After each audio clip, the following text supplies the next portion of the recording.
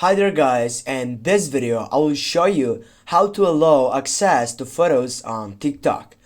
Firstly, you need to go up of your TikTok site and then you need to go on your settings on your phone.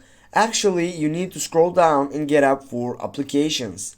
Then you need to go for managing the applications by selecting the second selection, and what you need to do next, just simply type on the search box and here just type for TikTok.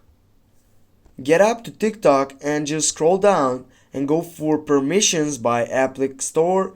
You need just to go for files and media.